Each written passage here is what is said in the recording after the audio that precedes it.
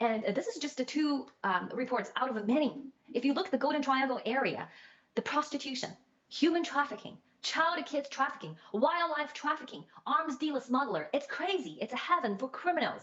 And it's backed, sanctioned, and by the Chinese Communist Party. So Laos Authority rescued nearly 500 workers from the Golden Triangle Special Economic Zone.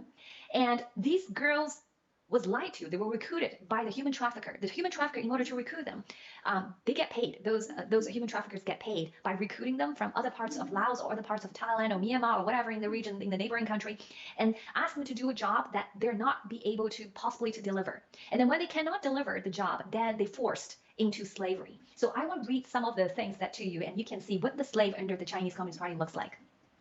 And this is actually very banal because there's more bad information. Later on, maybe I share with you. Police rescued 477 workers between just 1 year in Laos, okay, in the special zone. And this economic special zone, we already know, it was completely controlled by Zhao Wei, the CCP's man. And most of those rescued has been Lao nations, lured to by middlemen, those recruiter, human trafficking recruiter, to perform a job to scammer, trying to convince people to invest or buy shares in the King's Roman casino. When they couldn't meet their sales quota, they were detained against their will, and in some cases sold off. So the people were sold off, to other slave owners to work in sex industry. And many of them are underaged girls and young girls, young lives. There are a lot of workers who are still being abused in the Golden Triangle Special Economic Zone. Rescuing worker in the zone is not easy because the special zone is controlled by the Chinese, which is Zhao Wei, the Chinese Communist Party's proxies, and not accessible by Laos authority. So this is a colonization. They have their own police. They have their own rules. You cannot even come in. So to rescue the 477 people is not easy, right? So here, they don't even allow them to go in because they actually have to have permission from the Chinese, the CCP, to be able to go in to rescue people.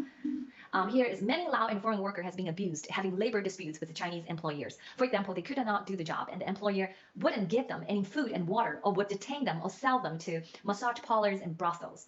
We don't know the number because the real number in terms of human trafficking, because the special economic zone is a Chinese territory. The police officer said we can go in there only when we are allowed.